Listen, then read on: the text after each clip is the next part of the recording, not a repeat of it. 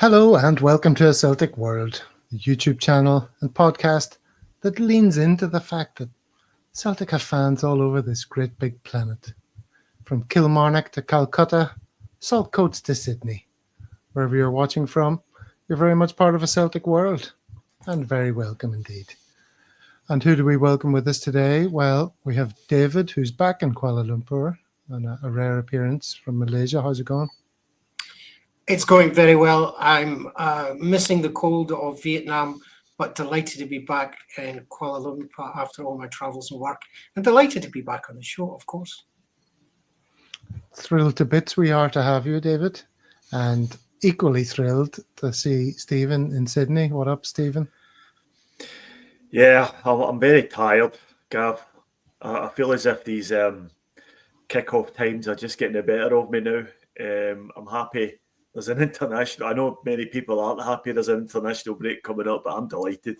I feel as if I'm going to be able to get a full night's sleep on a weekend for once. And yeah, it's funny, isn't it, that these sort of 12 o'clock midday kickoffs at home have sort of dried up and gone completely now, haven't they?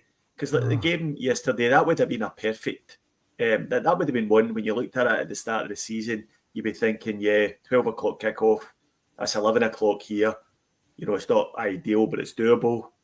And they don't seem to have many of these early kickoffs anymore. I think the next one's on the 22nd of December or something. So between now and then, it's the insomnia CSC for us. Yeah, it's brutal. Like 11 o'clock on a Sunday night is no time to be starting to watch a game, you know, for me. Well, it's better than 2 o'clock in the morning, though. You know, that's what it was. That's what it was for the Kilmarnock game. And I didn't even watch it live. I got up at 5 o'clock and watched it as if it was live. And I had been out watching. I've been to a Coldplay concert on Sunday night here in Sydney. So I didn't get home till about 12:30. Back up at 5 to watch the game as if it was live. And Jesus, it's hard going. Going to a Coldplay concert must be relatively hard going as well. I would have thought, sitting through It's all right. It's good. I quite enjoyed it. I like going to see Coldplay. I enjoyed it. It's a good stage show, a lot of good effects, good production. And is that what people describe as music to make lasagna to? That's a good description. Yeah. I don't know. Yeah, I mean, they seemed to be good when they first came out. I was quite excited. You know, Yellow and all the video to Yellow where he's walking along the beach. I was thinking, oh, this is going to be a good band. But then they didn't really live up to it, I think, in my view. David, have you any feelings on Coldplay before we get the show underway? Music for the masses, the Taylor Swift of rock band. Can't go at myself, but I suppose if I have a daughter that wants to go and see it, I'll probably have to go along. But somehow Stephen didn't use that excuse. Sorry, David. No, I'm not sure I'm buying the Taylor Swift stuff, but you know, there was 80,000. They had 4 nights here in Sydney at 80,000 at each show, so they must be doing something right. Okay, well, let's just leave that aside for the moment. Talk about what we're going to talk about. Obviously, we're going to talk about the game, and we'll talk about the fixtures, both just recently passed and to come, as we sort of assess where we are at the moment. And the January transfer window is just around the corner, really. That's coming up very soon. So I'd be interested to get your thoughts on, you know, what might be in the thoughts of Rodgers in terms of comings and goings and priorities. And then a little bit of Celtic socials. How's about that then? Expand on that. No following up on that one. All right, so let's start with the lineup. Any surprises there, David, when you saw that? No, I was delighted to actually see Adam Ida get a start. I think there's only really 2 changes from our last game. I thought it looked a strong team, but we always taking a risk, I guess, going on to that pitch, which I know that we'll come to. But no major surprises. Happy when I saw it. Okay, I'm just looking at the comments here. We're already dividing opinion. Music for depressives, says Celtic Girl. On the contrary, nothing wrong with Coldplay. All right. Yeah, so any surprises for you there, Stephen, when you saw that? You did not think he'd Yeah, maybe make more changes? I was surprised to see Hatate there. I don't know if you remember at the end of the Leipzig game, he was flat out on his back. He played the full 90 minutes against Leipzig, and he doesn't normally do that. He's probably only done that a handful of times since he signed for Celtic, and he was absolutely brilliant against Leipzig, and he put everything into that game. And I just think there was nothing left in the tank. And so I was surprised to see him. I thought Luke McInnes might come in for it, and I was pretty surprised that Bernardo didn't come in for Engels as well for the same reason. And I think the performances from both those players sort of underlined why that would have been the better move, in my opinion. I mean, there might be something going on behind the scenes in terms of niggles and knocks that we don't know about, and maybe Rodgers has got learned a bit of a lesson by making too many changes as he did against Falkirk a few weeks ago, and just got out with the skin of his teeth. So maybe that's in his head, but I was surprised that particularly Hatate started the game. It's also easy to be wise after the event, you have to say, which is what we base this entire podcast on. It has to be said also. We knew he shouldn't have done that on a Monday morning quarterbacking, is that what it's called in America? Something along those lines. Stephen, are you still with us? Have you frozen? Or have I just bored you to death? I think Stephen may have frozen. It's frozen.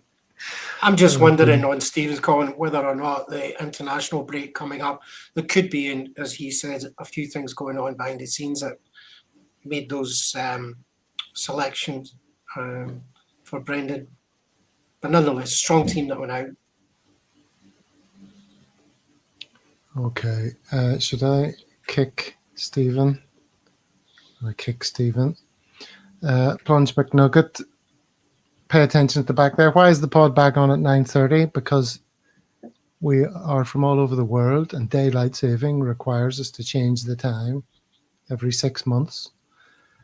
So we're settling into a sort of holding pattern, aren't we? We have 9:30 for 6 months and then 11 for 6 months, because we don't want to clash with other very popular Celtic shows that might be on at exactly the same time if we didn't shift it. So that's just the nature of the beast, being an international setup such as we are. Just need to go 24 hours a day. That's what we need to do. 24 hours. Mm-hmm. All right, Stephen, you're back in the land of the living.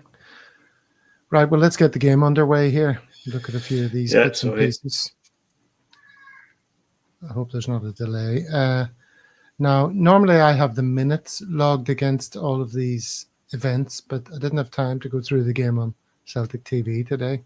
So I just grabbed the highlights. So I don't really know the exact times of these things.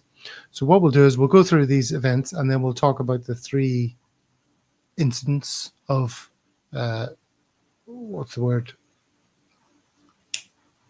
Note. Controversy. Instance of note. Okay. No, controversy. Okay. Adamida's elbow to the face, Hatate's potential red card, and then the incident involving Schmeichel and your man at the end. All right. So here's the first thing that happened. This is a ball that fell to Adamida. Do you remember this? And it just the chance just disappeared. But when you slow it down, it's like the ball came right to him and he's in front of goal. What do you think about that one, Stephen? This was right at the start of the game. I thought it was pretty poor. He didn't really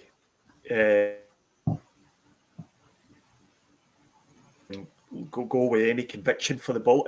He had so much time there. You can see the space he had, and he could have actually took a touch and brought it in. But I think Kyogo in that position is a far more instinctive finisher, and I think you can see that he's not been playing for a few weeks, and he was just cold coming into the game, and it was a poor miss. Mm-hmm. And then they had the first of several chances. This is the the Kilmarnock player winding up to shoot. That's saved by Schmeichel, who was called into action quite a few times. This is a shot by McGregor. Do you remember this one, David? McCrory saved it. Yep, I remember that one. And that was probably one of our better ones in the first half.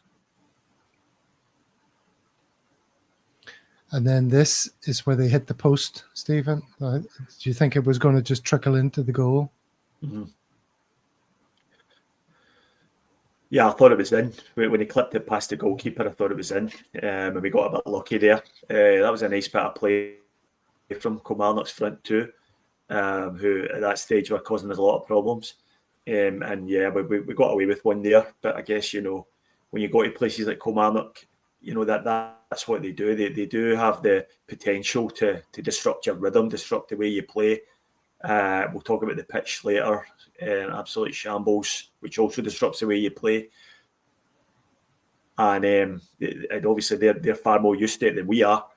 And you can see that, and you can see that with the way they were combining, and they worked really hard, Kilmarnock, because that's what they've got in the locker. They're not as good as us technically, so they have to make up for that with hard work, and they did that for the most of the game. Okay, your internet seems to be coming and going there, Stephen, but you were clear the whole time, but I'm a bit concerned. Anyway, we'll keep an eye on that. David, go ahead. I just want to go back to the Adam Ida incident where he should have scored, right, if he was sharp. The problem is he's not been getting much game time. And if you look at our players leading up to that, we'll come to the pitch, so I won't go on. But it was a drag up until that point. There was match fitness and sharpness lacking from a lot of our players. And I'm going to say this now so that everybody can comment and come at me. But I actually thought Adam Ida had a good game. So I'm going to line that one up for comments because I thought he had a good game. All right. Then we have this moment, which is obviously the key moment, Stephen. This is McGregor just lofting the ball in. He obviously wasn't going for it. And confirmed that in the post-match interview. But I think the thing that struck me about that goal was it was from almost exactly the same blade of grass that Shunsuke Nakamura scored a title-winning goal on the very same ground a few years ago. And it was the same type of delivery into the box. It was the far post cross shot. Looking for a touch from a striker, but if nobody gets a touch on it, the keeper has to make a decision as to either anticipate the striker's touch or follow the flight of the ball. And he anticipated Ida's touch, and as it happened, Ida was nowhere near the ball. He was well away from getting anywhere near it, but he did enough to put the keeper off. So he did his part in that move by just trying to get someone on the ball and getting in the keeper's eye line. And he also stayed onside, which a lot of strikers wouldn't have done in that situation. So I think he gets a bit of credit for that.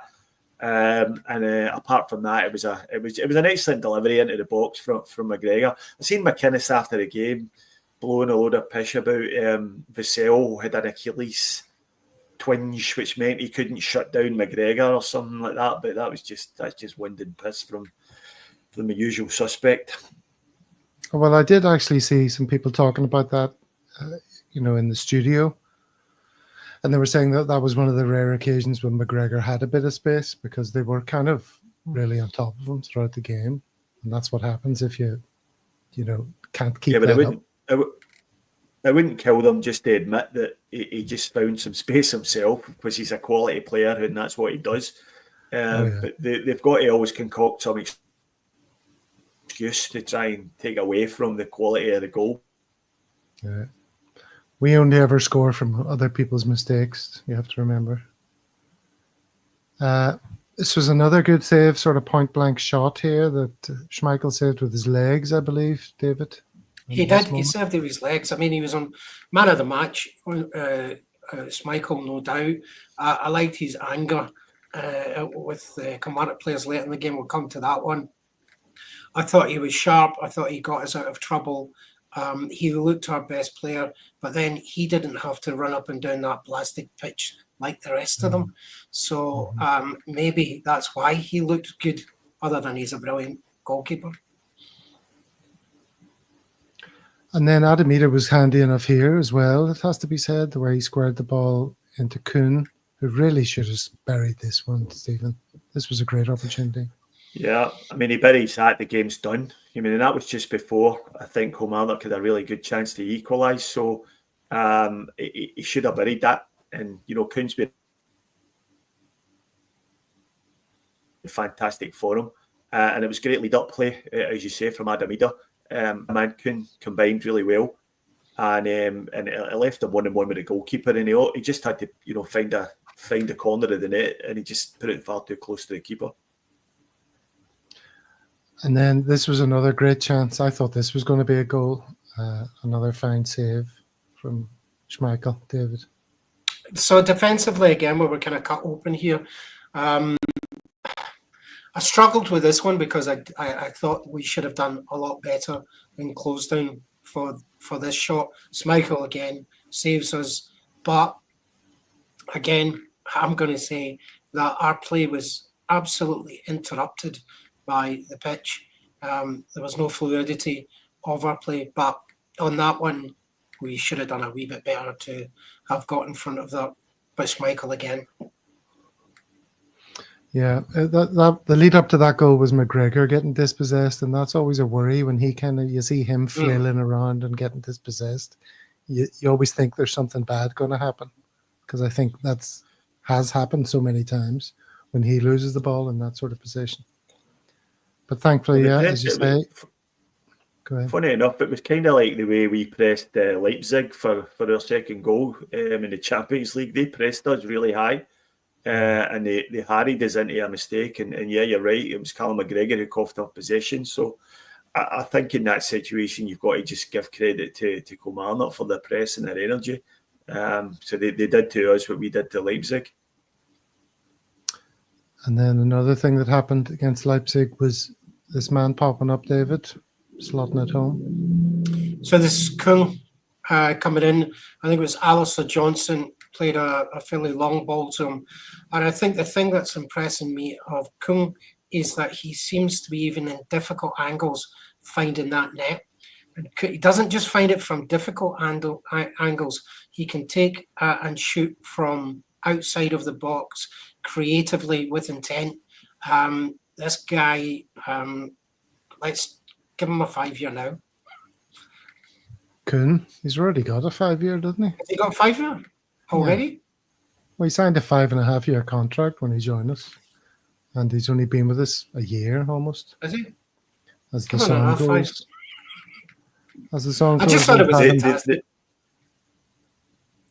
The really impressive thing about that goal was that he only really took 2 touches before he buried it. The ball got played down the line by Johnson, and he took 1 touch and then 1 other touch to get it out in front of the defender, and that was the key one, because it meant that it just took him past the defender. The defender could do nothing about it except foul him, and that would have been a penalty and a probable red card. And then his third touch was the finish into the far corner, which was just fantastic. It was a sublime goal, and a player right at the top. And I think the one thing that I thought was funny about that was Kyogo was going to start complaining that he hadn't passed the ball to him because he was ready to slot it in. So I think Kung was in such a, and I have no doubt Kung absolutely knew exactly where that was going. Mm-hmm. But it was in a good position. Maeda was just beyond Kyogo as well. So that ball was going in no matter what, and all started from Alistair Johnson. And as Steve says, Kung's control and absolutely certainty of where he was going to put it, tremendous. And that's interesting because Kyogo would never shoot when a pass is the better option, would he? Stephen? Yeah, I mean, again, Kyogo's just off the bench at this point, so you could make the argument that he's cold and hasn't got into the game yet, but he's a striker. and strikers like to score goals. So it's all very well, slowing it down and saying, yeah, he should have played in Maeda there, but the pass might not have reached him. The defender there were on the move, so they might have intercepted it. Then you would have said, why did he not take a shot? So I don't have a problem with him taking a shot in that situation. Yeah. All right. So those are the main incidents from the game, apart from the main incidents that we're now going to talk about. Stephen's connection is not great, but we're just losing the odd word here and there. I think he's just frozen as soon as I said that now, scratching his chin. Oh, dear. All right. Well, David, we'll carry on. Oh, Stephen may be back. We will, no problem. We'll soldier on. Talk to us about this elbow to Adamita's face, David. Red card. So, and I'll say that absolutely. When I saw it, I thought he was just jumping for the ball coming in. I watched it 3-4 times again today on Celtic TV, and there is no doubt in my mind he put that elbow in his face as a red card. How VAR never picked it up, that's a red card. No question in my mind. Well, what elements of it make it a red? Because the guy had his eyes on the ball the whole time. That's one thing in his defence. Okay. Go ahead. If you watch it again, I did it time and again on Celtic TV again, and you can see that he puts the elbow. Yes, he jumps and he uses his arms to jump, but he's deliberate in his elbow going into Ida's face. No question. Yeah. The point about that, I think, that's most convincing is that his right arm doesn't move like that at all. His right arm he uses for leverage, but his left arm, the elbow does go flying backwards in a way that the right totally doesn't. So, yeah, Monty seems to be agreeing. Totally, Monty. Evo Morales got a red for similar. Apparently. Yeah, I watched it again and again because I wanted to be in no doubt in my mind that was a red card. VAR didn't pick it up, but there's absolute intent to do damage there. No question. Yeah. Yeah, well, he certainly did do damage. Did you see the picture I used for the front cover here? Yep. I mean, he's in the wars. Quite relevant considering the day it was. And this adds to my argument of why I think he had a good game, because he got up, shrugged it off, even though that sort of level of damage had been done, and he soldiered, he defended, he ran. And I'm not saying his touches were brilliant or that he made enough creative play, but he's not had much time. And for me, there's a player there, if he gets more, you could say he's a great sub or whatever. Give him much time, and he's going to give you a lot more goals. No question. A red card for you, Stephen? I don't know. I'm not too sure about that. I mean, I see what David's saying, and I take all the points on board, but I do agree with what you said earlier. The guy's got eyes for the ball. And I don't think he's deliberately elbowed him in the face. He was reckless and dangerous, and the consequence of the challenge shouldn't really be the indicator of what the punishment is for me. Anyway, it was just for me. It was a bit of careless. It was careless and reckless. So the yellow card was justified, but I don't think I would go as far as to say a red. Well, most people seem to think it was. I'm not entirely convinced. What I will say is it was part of an ongoing effort by Kilmarnock to leave things on Celtic players. It wasn't the only time we got contact to the head. Later on in the game, Ralston got another kick to the face. So we seem to be the only club in the country that gets players sent off for kicking in the face. And I think Johnson as well got one across the chops, and then you had that Liam Donnelly, who's just a complete and utter thug, trying to leave one on Kasper Schmeichel, which made him absolutely boiling. And so it was part of, if somebody turned around to me and said, yeah, he did it deliberately, I wouldn't be surprised.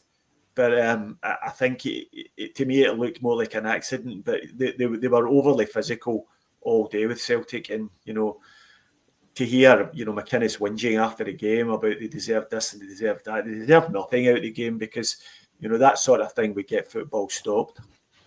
Well, let's talk about what Celtic Girl is saying here. What Monty is saying to Celtic Girl. Whether Hatate was fortunate to stay on now. This is a show where we show stills, and we all know stills don't tell the whole story. But this is the kind of picture that people are using to say, how can anyone argue that that's not a red card? Well, you can. I mount an argument for it not being a red card. David, would you like to do so? No. I think if he'd got a red for that, I don't know just how much we could complain about it. He's a bit late. His studs are showing. He's near the knee. Hatate's not a dirty player, unlike the Kilmarnock, as Steve said. That boy Lyons had one thing to do with that game, and he did it, and he was just a thug. Hatate's not that. Was their intent?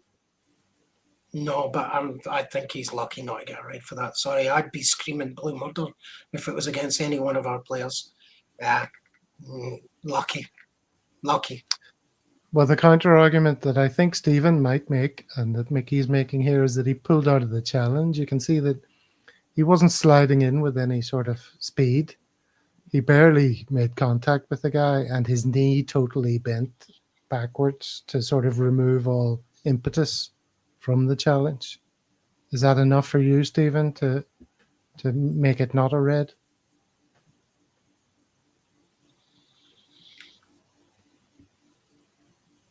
Stephen, are you reading us? No. So I think it is, just reading the comments as well, and I think it is this idea of intent, whether he pulled out, etc., to make sure that he didn't see through the challenge. Boots didn't make full contact. I'm not sure that's true, Mahesh.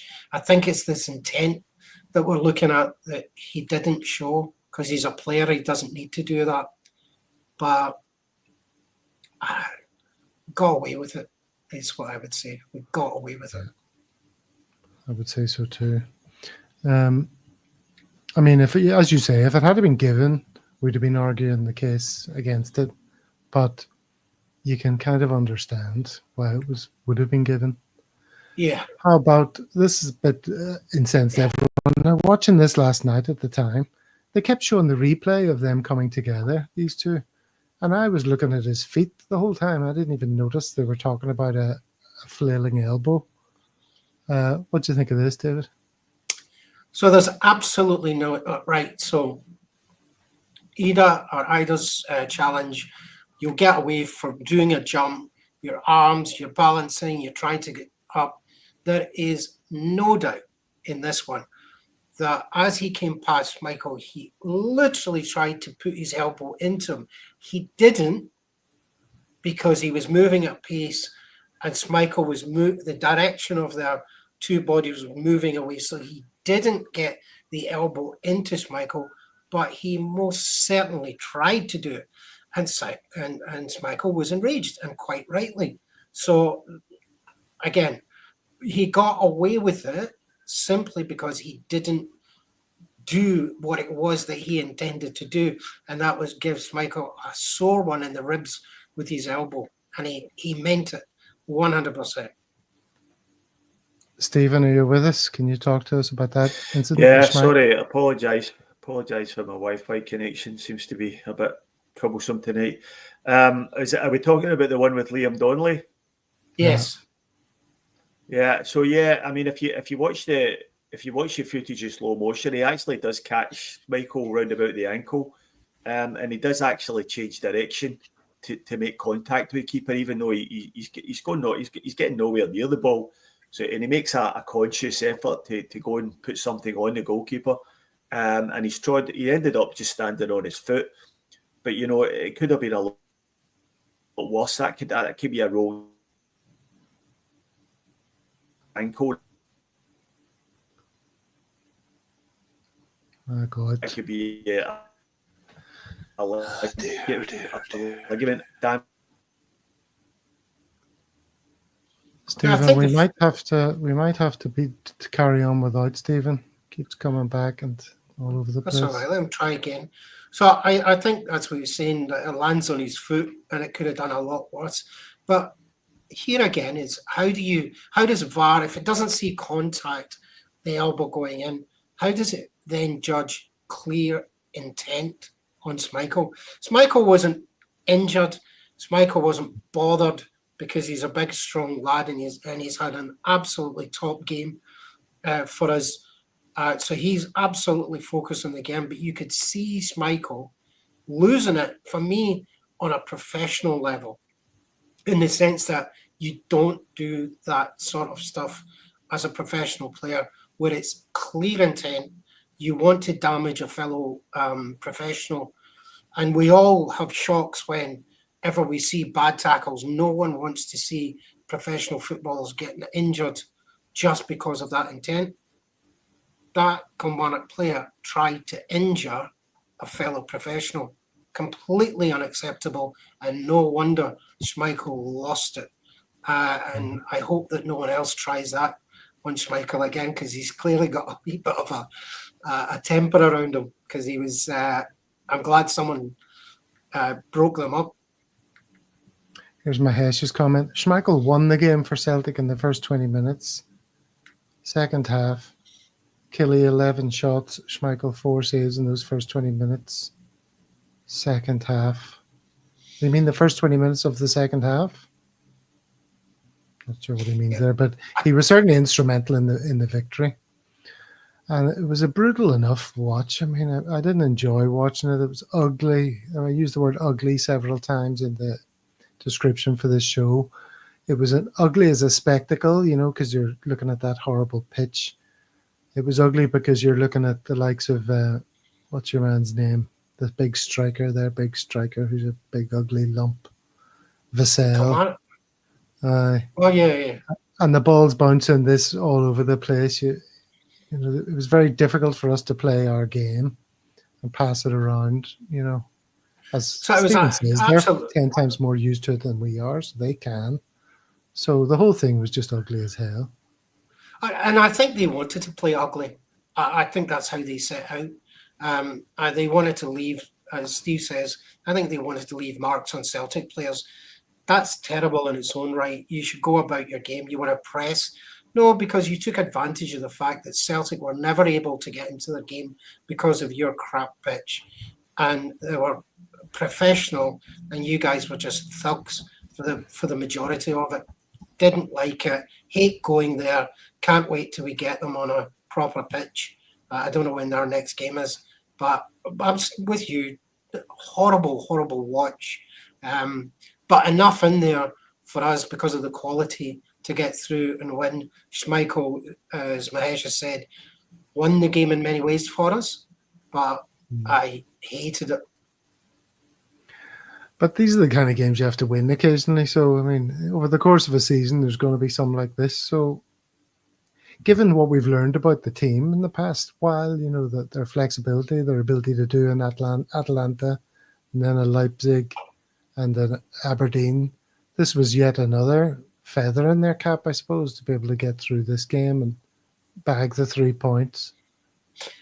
Again, I think the manager, I thought the manager has been done tremendously well, and I think Steve had talked about it. Maybe he learned from the Falkirk game not to make too many changes. I think from the manager down across the team, we're starting to see capabilities of different types of play and skill. This was always this is never a nice place to go and play football. Absolutely, the players got through it. I think there was a lot of changes were made in the second half, and I think it was one eye on injuries and resting players. Perhaps some of them are off to international, whatever. But I think tactically we got it right. We put up with the horrible, aggressive and violent play from them. So I think there's a number of aspects to our game being shown. I think maybe coming up to what do we want in January to augment this capability, we'll get to. Yeah, we're going to talk about that in a little while. So a lot of people making comments about Derek McInnes. I think we should show him a little bit of respect maybe and listen to his post-match comments, and then we'll come back to it afterwards. Let's listen very carefully to each of the points that he makes here.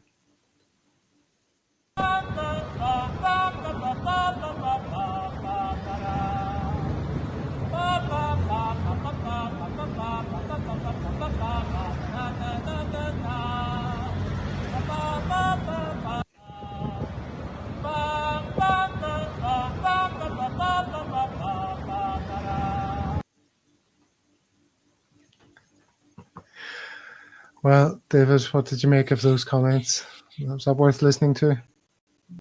It's one of those episodes of The Office where I have to turn it off because it's so cringy. I just can't take the cringe factor. There's a word, I don't know, we should use this. I'm going to put it into circulation. Schadenfreude, you know that word, right? But the Germans have another one where you get embarrassed on behalf of someone else, particularly when they don't know they're doing it. It's called Fremdschämen. I get embarrassed for them. Well, why do I care? But it's so embarrassing. I get embarrassed. Stephen, talk to us. Yeah, sorry, I apologise again.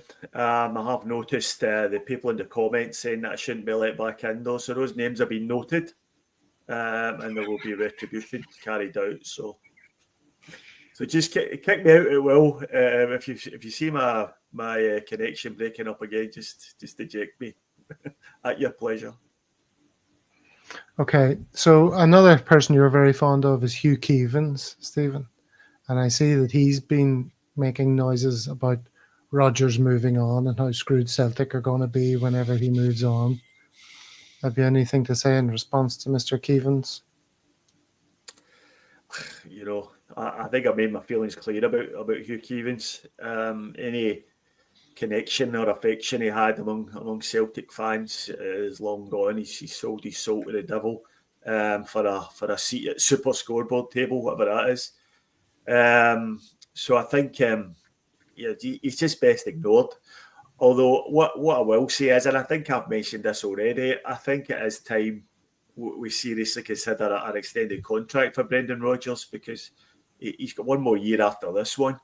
And if we do achieve something in the Champions League in terms of getting to a playoff round or even beyond, and win the league comfortably, perhaps even a treble, he'll probably get a move down south again, or there'll be teams prepared to offer him jobs, probably top half, maybe the sort of bottom half of the top half of the Premiership, and that's the danger we're in. So, although I've got no time for Hugh Keevins, I think in this occasion he's maybe, ham-fistedly stumbled onto something which is half correct.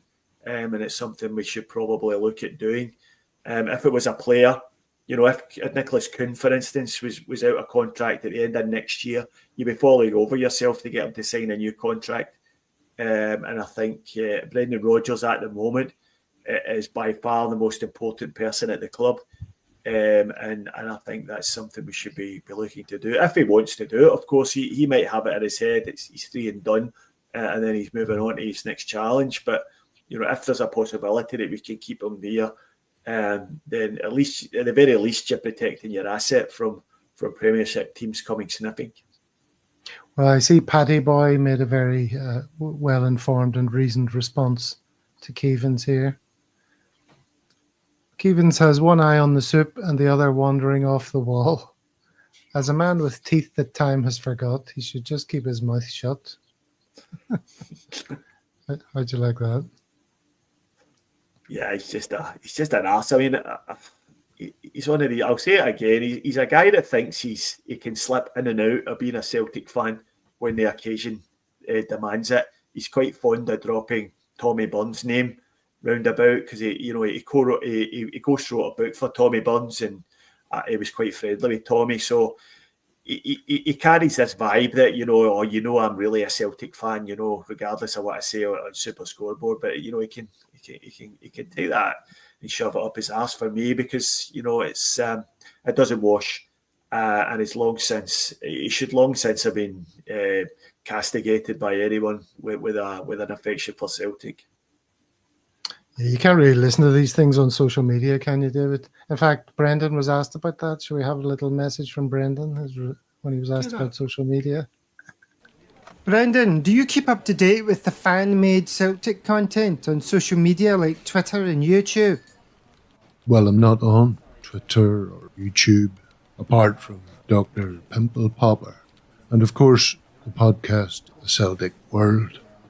Very, very high quality chat, entertainment.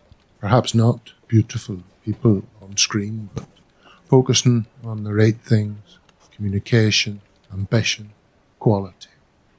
That's what I want to see. I'm very proud of how creative our supporters are, so I'd like to see everyone now subscribe to the Celtic World, like that smash button.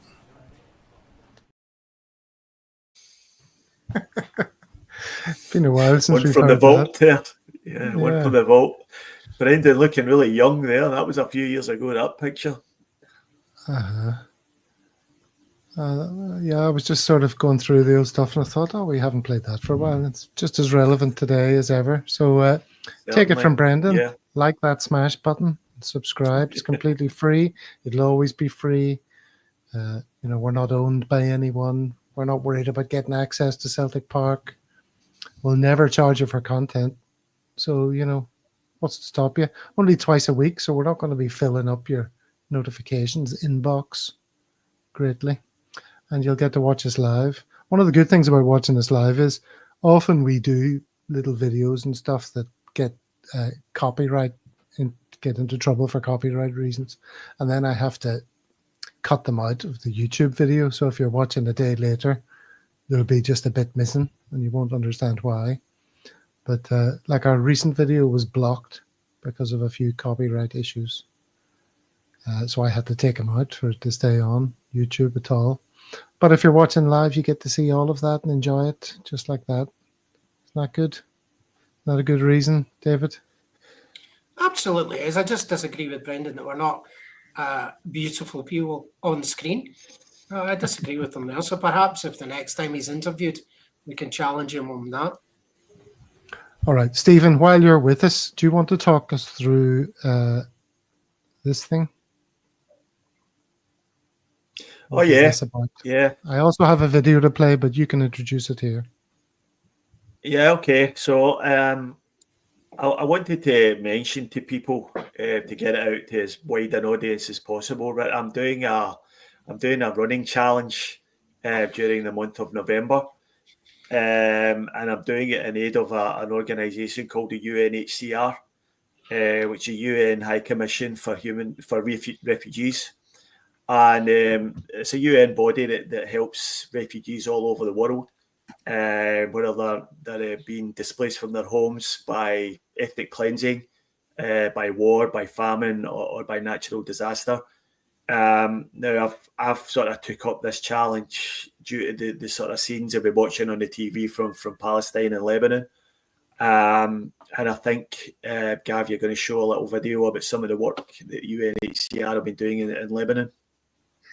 Yeah, here we go.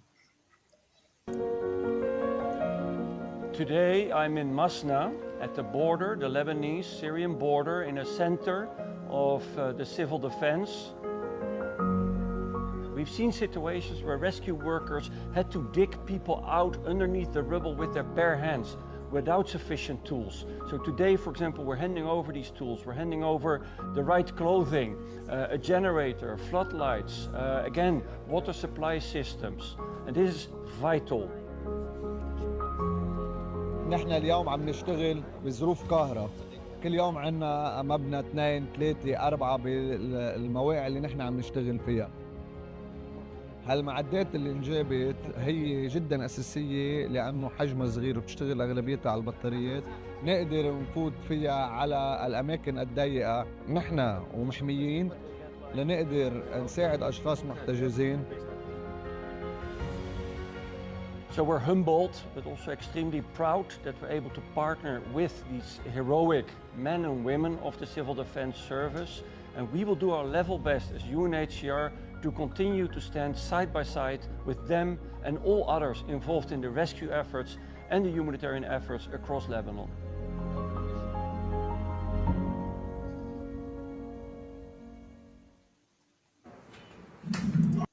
Okay, so Yeah, so you can see there some of the work that the UNHCR are doing, and it's not just in Lebanon or in Palestine, it's all over the world. They've been doing some stuff in Ukraine, they've been doing some stuff in Spain after the recent floods, and they're really helping refugees all over the place. So if you just search for UNHCR, you'll be able to see all the things they do. Now I'm to contribute to this, I'm going to be attempting to run 120 kilometres across the month of November, which is it's a decent amount for a 55-year-old guy. So I'm hoping to get this out to as many people as possible and get as much sponsorship money in as I can. Now, unfortunately, my fundraising post has been deleted from Facebook 4 times without explanation. So I'll let you draw your own conclusions on that one. I've asked them for a review every time, but I haven't heard anything at all from them. So that was my main way. I was hoping to reach people back home in Scotland and get the message out there. So I'm relying on people retweeting and maybe getting this message. So Gab's very kindly agreed to put the link to my fundraising page in the show notes. And I very much appreciate it. If you can spare £1 or $1 or a yen or whatever it is you in the country you're living in, then everything helps.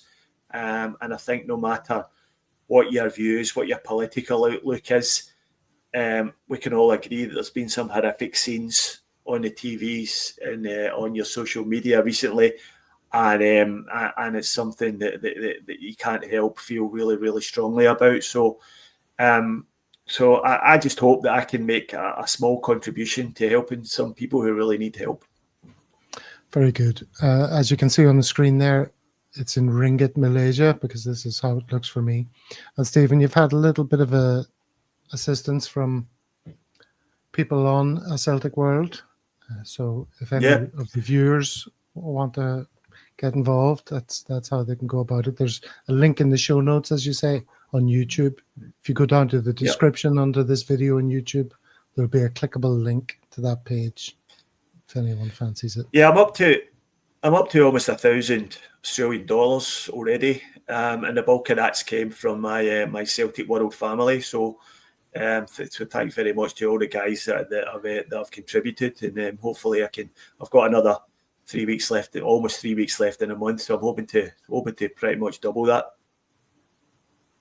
Well, with our massive reach, it's going to go interstellar. Just imagine everybody joining in the fun. All right, very good. You ever run anything close to 120 kilometers in a month, David? Incrementally to the pub and back, possibly, but other than that, no. So well done, Stephen. Tremendous efforts. Are absolutely delighted to support you. And please, if you can spare anything, get behind Stephen. All right. Well, back to matters Celtic. We spoke earlier about the set of fixtures we've just been through. If you add Atlanta to the top of what's on the screen, this has been a really good run of games. You know, back then when we looked at those, if we knew that these would be the results, we'd be absolutely beside ourselves with excitement. Would we not? It's been absolutely fantastic. David? Looking forward to the games coming up. I think we've done tremendously well, other than our honking by the Germans. But feeling very positive, and I think there's a positivity within the team as well. I think there's less chat now about Brendan's tactics, and I think even there, someone like me, a non-believer, or was, not quite, but I've just got a great sense of we have real opportunity, and because of the way that we're doing it, and I don't know that I'm going to be disappointed even if we don't achieve everything that we hope for. Just the way that we're going about our business, kind of even a crappy game on Sunday, kind of still like these guys are going to do it for us. So looking forward to the games coming up as well. And I actually can, even in Europe, feel a sense of actually we just might be able to do something here. It's funny you remind us there, David, that you are probably our chief Brendan doubter. Yeah. And you've been very vocal about it in the past. So, you know, how do you feel about how he's going at the moment? Do you think, I mean, because, well, tell us your views on Brendan currently. So my views have always been against this elevating him to sainthood and elite level management, where I feel that he's never quite done that in Europe. And certainly from our first drubbing, it looked as if nothing had been learned, and the past form that he has. And then with Atalanta, and then subsequently in the leagues, he seems to have shown some true tactical nous that actually makes me think that he's not that arrogant, that he does listen, pragmatic. You know, he's even having a joke at it. So you might say he doesn't listen to the internet or social media. He does. So I've been hugely encouraged by that, and I want him to get to elite level. So I'm behind him. I think he's fantastic in the league. I hope we can in Scotland. I mean, he's certainly the best manager there, no question. Brilliant for our team. I see him developing players as well. And once we get to January, we might just see some more activity. Terrible window, but nonetheless. So I'm feeling good about it. And sorry, Brendan, for anything that I've said wrong about you. Yeah, because we know he listens. So, Stephen, here's the next few fixtures. What jumps out at you here? We've only got one Champions League game in the next 5. Yeah, well, we've got the international break now, which hopefully will get a few guys a little bit of rest. Hopefully, Cameron Carter-Vickers won't travel. He missed a game on the weekend, and I don't believe he is going to travel to play with the USA. So he'll stay home and hopefully get some more rest and some treatment for his injuries. The Hearts game away, it's always a tough game. It's a tough place to go. Hearts, they're not playing well this season. They're pretty poor, but we certainly should be taking care of business there. The Club Bruges game at home, or Brugge, as everybody seems to be saying now, is going to be a massive game for the club. I think, you know, expectations were not that high for what we could achieve in the Champions League, but we've put ourselves in a situation now where failure to qualify for at least the playoff round now would be a major failure from this point. We've put ourselves in that good a position now. I mean, we only need really 3 points from our remaining 4 games to get us on to 10 points, which would be enough. Imagine we got those against Bruges. Imagine we beat Bruges at home. That's it. My God. Well, if you go and beat Bruges, you've got 3 games left, and you can start to then seriously aim for not just getting into the playoff round, but perhaps being seeded in the playoff round, and then perhaps even again dream wildly about getting into the top 8. But we've earned the right to do that, though, with the performance against Leipzig and the performance against Atalanta. And I do agree with David. I think Brendan this year is starting to earn his managerial corn properly. I mean, I've always believed he is an elite manager. I think there's been a few reasons why at certain clubs it hasn't really worked out for him. but I always knew if he was back financially, then he would deliver for us.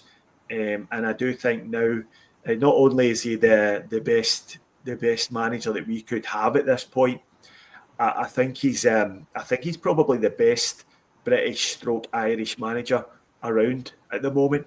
The top managers in the Premier League are all from overseas, but if you go down, you won't find a better sort of home-based manager than Brendan Rodgers, in my opinion, anyway. And I think we should do everything we can to try and keep him as long as possible, because the next manager for me is going to be a downgrade. Well, after the Booga game, we've got Ross County at home, which is, again, another one we should be winning. And then the big one, Aberdeen away, which I believe is a midweek game. And that's going to be the real test. But, we showed in the League Cup semi-final that we can, we've got the measure of them. So hopefully we can go up there and show again that it's us, and then daylight, and then the rest in the SPFL. And then we finish it up at the start of December with a home game against Hibs, who are also travelling pretty poorly. So, I think that's a run of fixtures that we can look to win all of them, and that's what we should be aiming to do.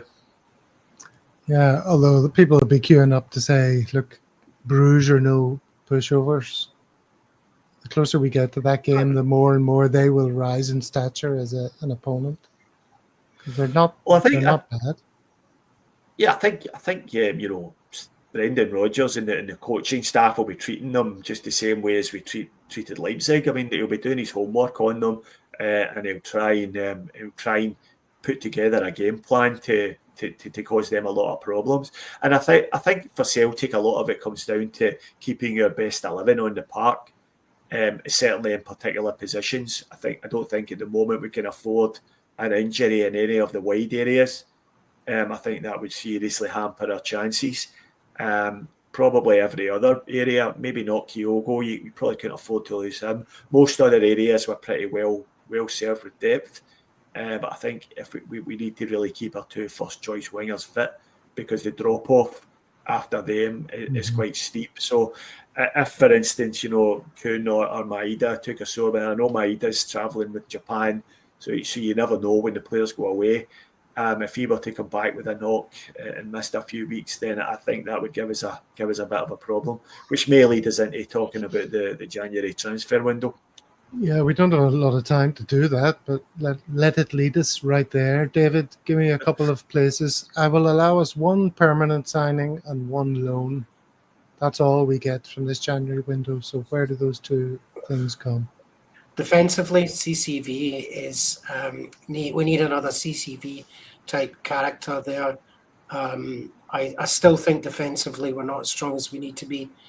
I want someone in midfield with Callum McGregor to allow him to play a bit, because when he plays, look, he not only creates goals, he scores goals.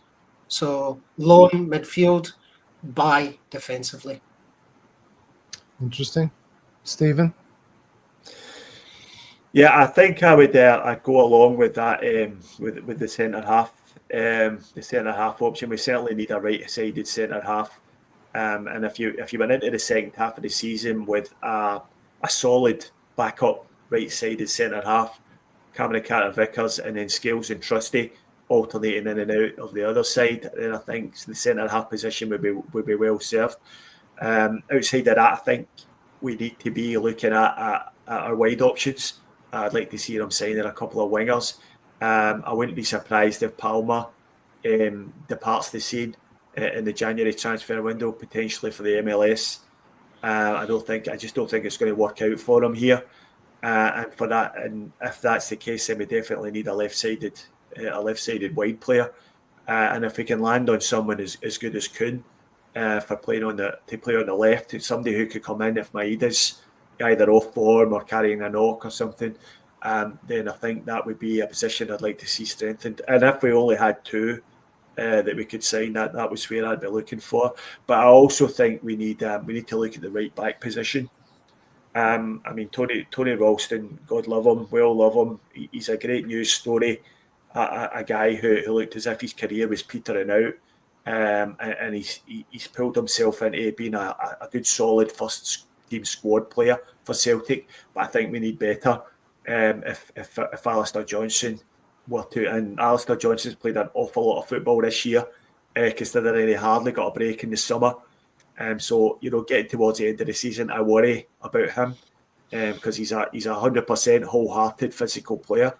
And he gets clattered at least once a game. So you worry that when you get to the pointy end of the season, then the fatigue injuries might start keeping in with Johnson, and I wouldn't be terribly comfortable with Tony Ralston coming into the team any more than a 10-minute, 20-minute substitution here or there. So I think maybe a loan signing, or maybe a loan with an option to buy it right back, would be a decent move as well. Yeah, we haven't really spoken that much about Adamida. I know that's one of the hot topics after that game, is whether he's rubbish and there's no hope for him and he has terrible touch and all of that. I think we should reserve judgment. You talk there about Palma.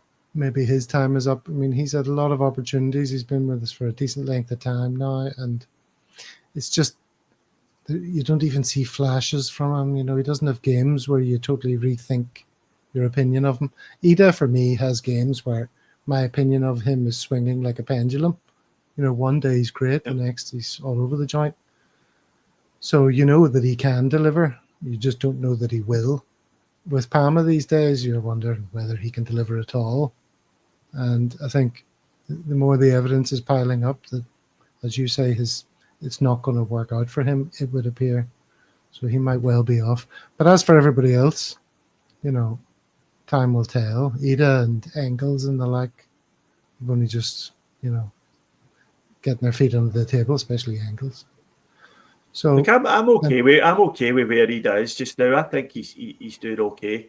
I think David's talked us round to thinking he had a good game yesterday. Now that we've sort of analysed the game in depth and seen some of the good things he did, I tend to agree. He was okay, and given the fact that he's just back, it was his first start for a while, and he got smacked across the nose early doors. So I think that there's definite mitigation for any concerns with Ida, and I think his price tag is what weighs him down a bit. It weighs heavily on his shoulders, and I don't think it should, because that's just what you pay for players these days, and it's not his fault.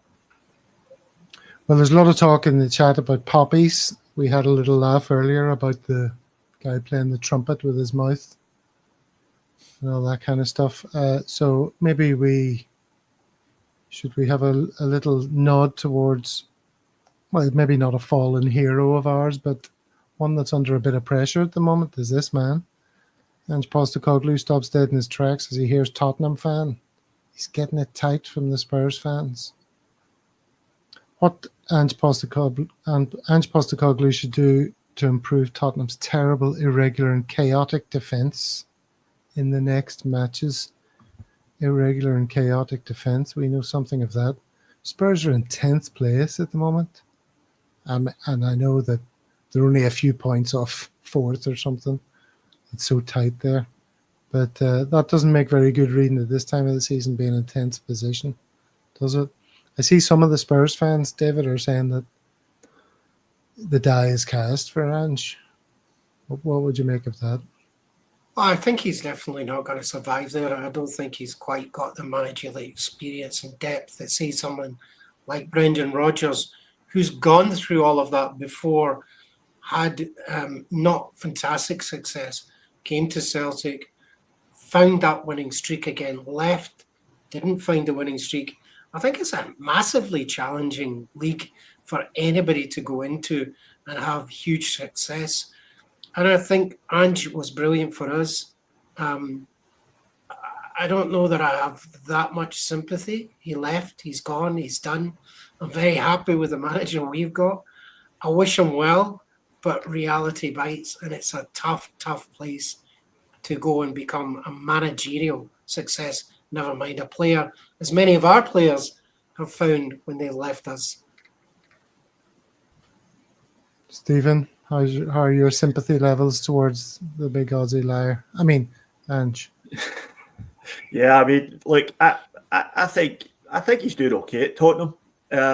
Some of the performances this season have been really good. I watched one of their games last week, I think it was, and they won 4-1. I can't remember who they're playing now. It's escaped me, but they were really good. They went a goal down and then they just ran over the top of the team they were playing and ran in 4 goals. And they also put Man City out the League Cup during the week as well, and they've been doing okay. Of course, you know, he's had a few dodgy results, but you know, that's Tottenham, and they're not a Liverpool, they're not a Man City, and they're not up there yet. And if Tottenham have got any sense, then they'll stick with them, because Arteta has been at Arsenal for 5 years now, and is only now, maybe last season and this, has started to turn them into something resembling a championship challenging team. So I think someone like Postecoglou deserves the same. And if they stick with him and if they show enough faith in him, I think he'll do okay. Unfortunately for me, I don't think they will. I think they'll pull the trigger towards the end of the season. If he keeps getting irregular results like he got on the weekend there, I think they'll sack him. And I am of the belief that he jumped too early from Celtic. I think he should have stayed another year, enhanced his reputation further.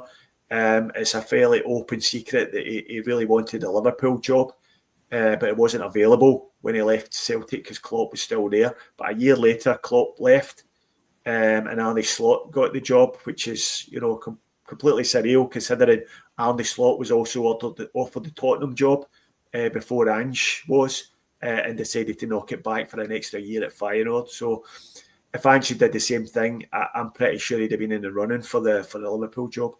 And I'm sure that's something he regrets. Maybe a lesson there for other managers and other players, that it's not, the grass is not always greener, and don't always jump at the first opportunity. Absolutely. And on that note, let's wrap it up. Let's say thank you very much to everyone in the comments for all your contributions. It's always a delight to exchange views with you. Thanks for watching, participating. Thanks for liking and subscribing, of course, as Brendan suggested you should earlier. Costs you absolutely nothing. All right. Until next time then, guys, David and Stephen, thank you very much indeed. And we will reconvene. Well, we'll reconvene after the international break, won't we? This is the last show pre-international break. We've got a couple of interesting guests coming up on Thursday and then again next Monday before we return the following Thursday with a live show. So you can look forward to that. So, as 420 somewhere says, have a grand day all, and hail, hail. Hail, hail. Cheerio, everyone.